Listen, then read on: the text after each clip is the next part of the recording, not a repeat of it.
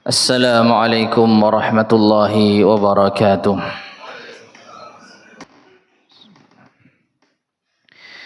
Innal hamdalillah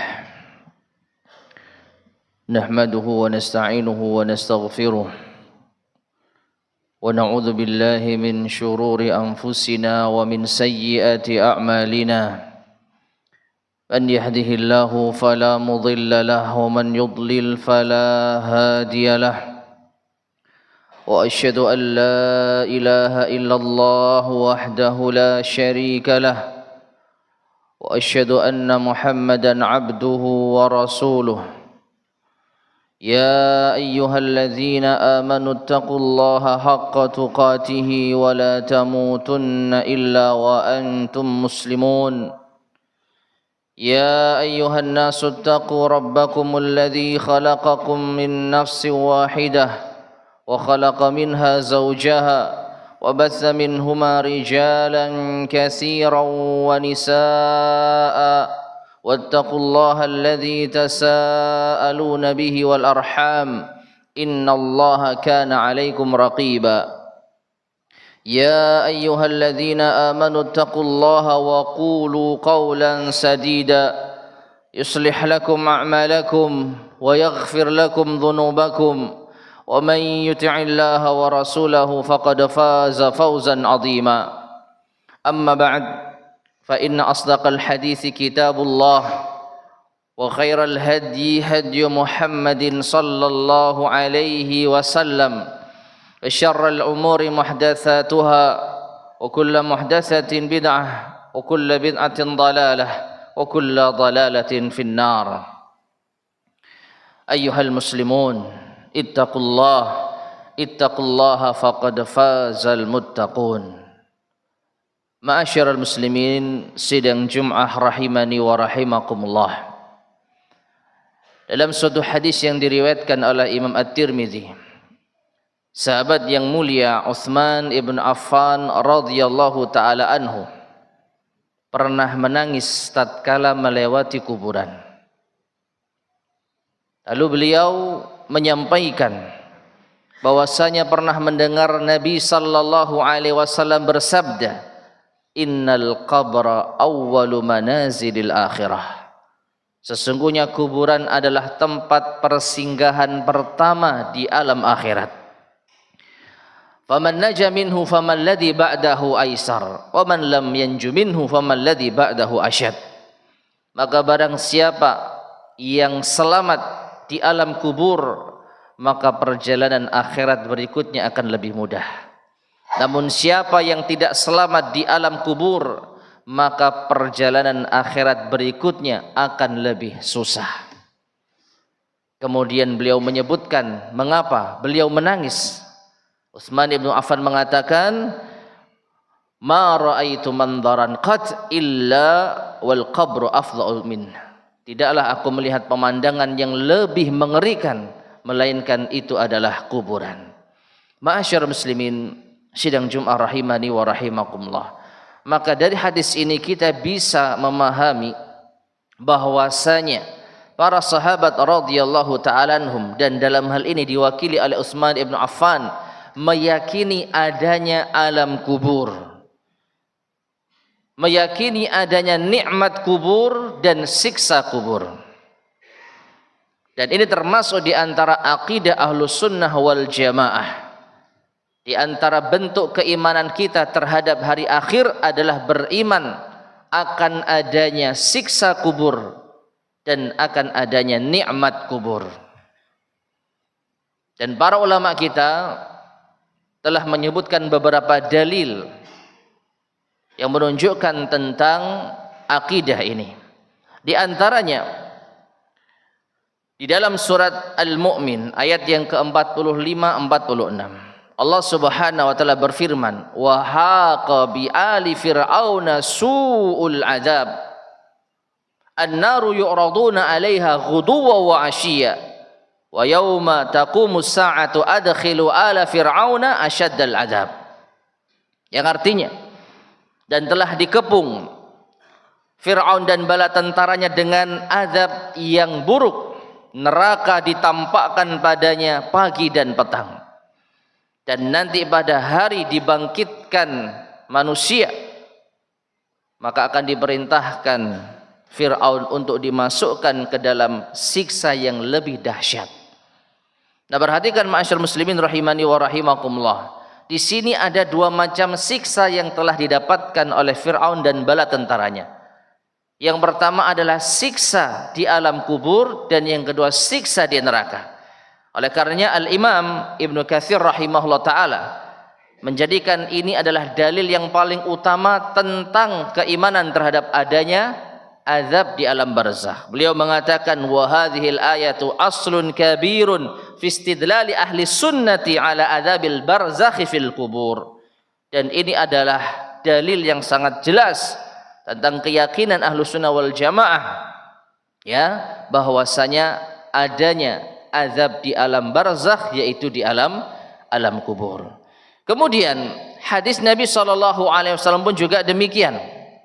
Rasulullah SAW pernah mengatakan, laula an tadafanu la da'autullaha azza wa jalla an yusmi'akum min azabil qabri ma asma'ani.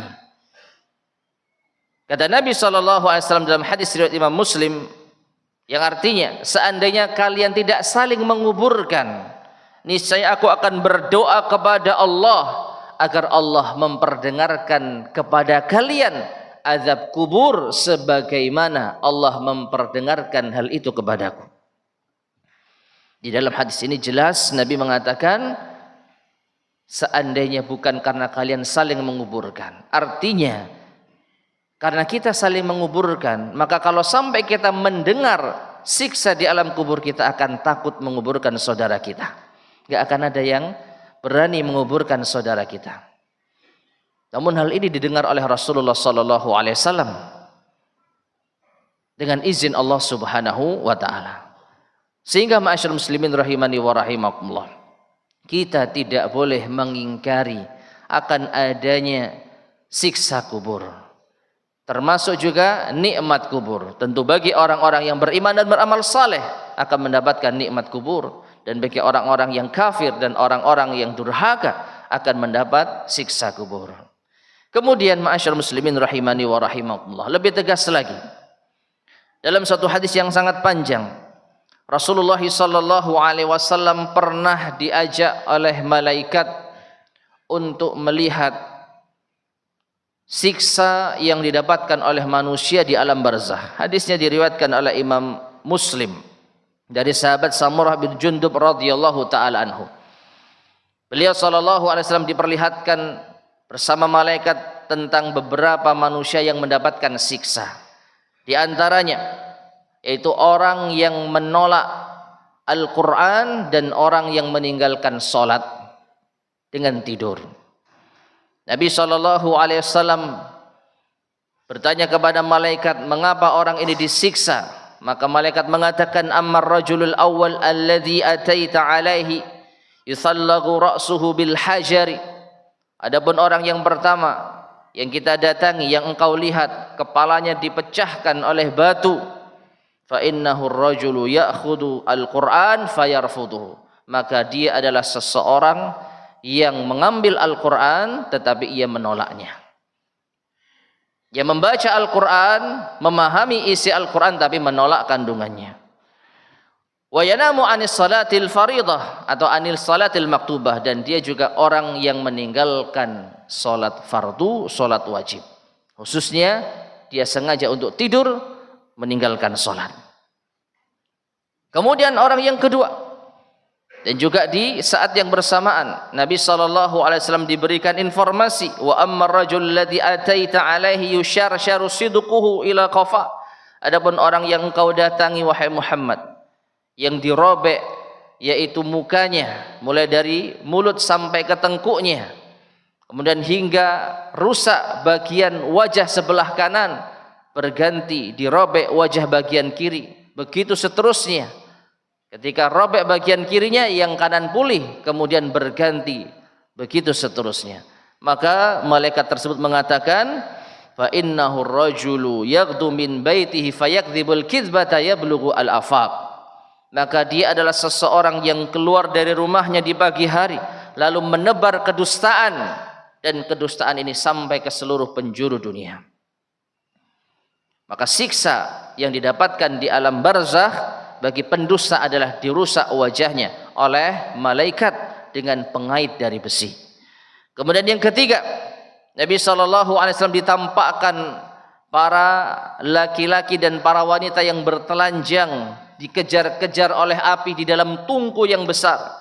Maka dijelaskan oleh malaikat, wa ammar rijalu wan nisa'u al-ura alladzina fi mithli bina'it tanur fa innahumuz zunatu waz-zawani.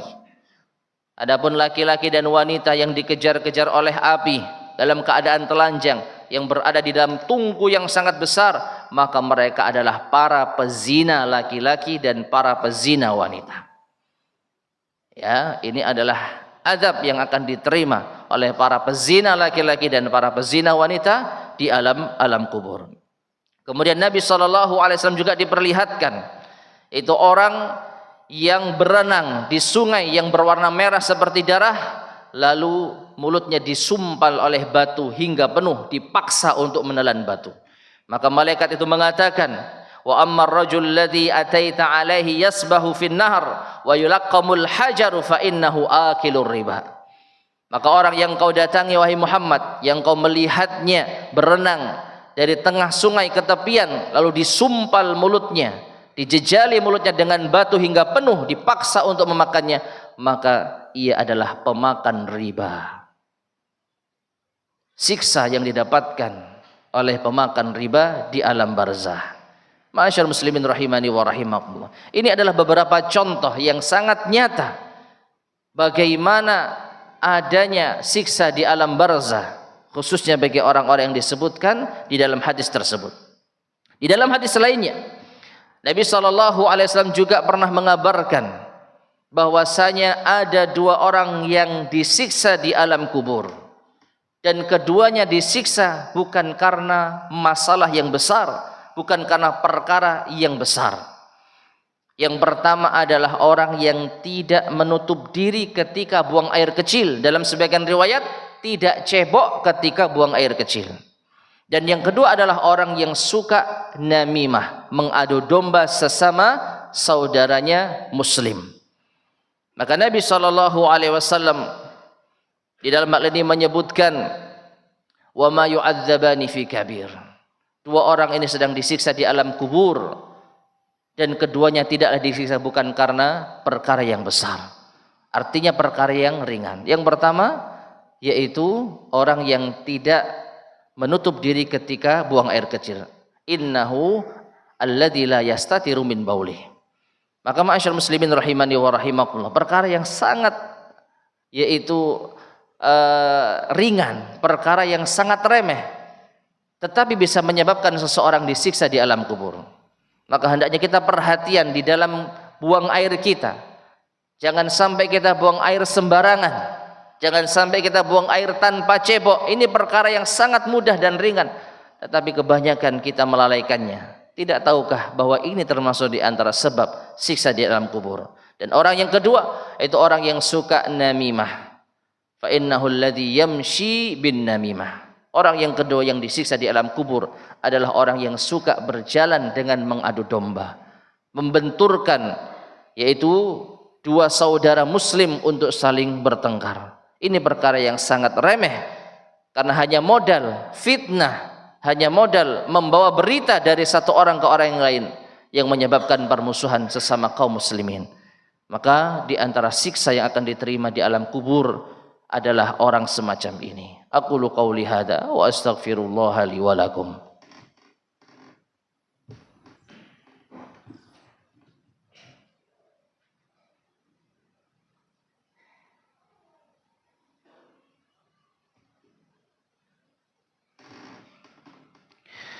Alhamdulillah, wassalatu wassalamu ala rasulillah wa ala alihi wa sahbihi wa man walah wattaba'a hudahu ila yaumin nalqah, amma ba'd. Ma'asyar muslimin sidang Jum'ah rahimani wa rahimakumullah. Maka dari apa yang kita sampaikan di khutbah yang pertama tadi, kita bisa memastikan bahwasanya siksa kubur itu nyata. Siksa kubur itu hak. Maka sebagai seorang muslim, sebagai seorang mukmin yang beriman kepada hari akhir, hendaknya kita percaya akan adanya siksa kubur. Jangan sampai kita meremehkan, jangan sampai kita mengingkari, karena ini bisa menjadi pembatal keimanan. Kemudian ma'asyar muslimin rahimani wa rahimakumullah, lalu bagaimana cara kita agar kita bisa terhindar dari siksa kubur? Maka yang pertama tentu saja kita wajib untuk meninggalkan di antaranya dosa-dosa yang tadi kita sebutkan. Jangan sampai kita meninggalkan sholat, jangan sampai kita menolak Al-Quran, jangan sampai kita menjadi pendusta, pezina, pemakan riba, suka mengadu domba, dan kencing, tidak menutup diri ataupun tidak cebok. Maka jangan sampai kita melanggar yaitu aturan-aturan Allah Subhanahu wa taala, khususnya dalam masalah tadi.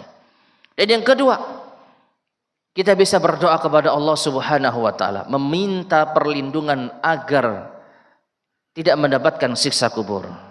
Di antaranya adalah doa yang diajarkan oleh Rasulullah sallallahu alaihi wasallam dalam hadis yang diriwayatkan oleh Imam Muslim.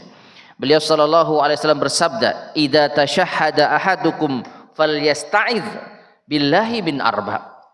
Apabila salah seorang di antara kalian selesai tasyahud, membaca tasyahud akhir, hendaknya meminta perlindungan kepada Allah dari 4 perkara. Falyaqul, hendaknya dia membaca, Allahumma inni a'udzubika min adzabi jahannam wa min adzabil qabr wa min fitnatil mahya wal mamat wa min syarri fitnatil masihid dajjal. Yang artinya, ya Allah, aku berlindung kepadamu dari siksa jahannam, dan aku berlindung kepadamu dari siksa kubur, dan aku berlindung kepadamu dari siksa kehidupan dan kematian, atau fitnah kehidupan dan kematian, dan aku berlindung kepadamu ya Allah dari keburukan fitnah al-masih ad-dajjal. Maka ma'asyar muslimin rahimani wa rahimakumullah, rutinkanlah membaca doa ini di akhir salat kita setelah tasyahud. Mudah-mudahan Allah Subhanahu wa taala melindungi kita dari siksa kubur, melindungi kita dari siksa jahannam, dan memasukkan kita ke dalam surganya. Wallahu ta'ala alam bissawab. Innallaha wa malaikatahu yusalluna 'alan nabi ya ayyuhalladzina amanu sallu 'alaihi wa sallimu taslima. Allahumma salli ala Muhammad wa ala ali Muhammad kama sallaita ala Ibrahim wa ala ali Ibrahim innaka Hamidum Majid. Wa barik ala Muhammad wa ala ali Muhammad kama barakta ala Ibrahim wa ala ali Ibrahim innaka Hamidum Majid. Allahumma ighfir lil muslimina wal muslimat wal mu'minina wal mu'minat al ahya'i minhum wal amwat innaka sami'un qaribun mujibud da'awat. Allahumma aslih lana dinana alladhi huwa ismatu amrina wa aslih lana dunyana allati fiha ma'ashuna wa aslih lana akhiratana allati fiha ma'aduna waj'alil hayata ziyadatan lana fi kulli khair waj'alil mauta rahatan lana min kulli syarr. Rabbana atina fid dunya hasanah wa fil akhirati hasanah wa qina adzaban nar walhamdulillahi rabbil alamin.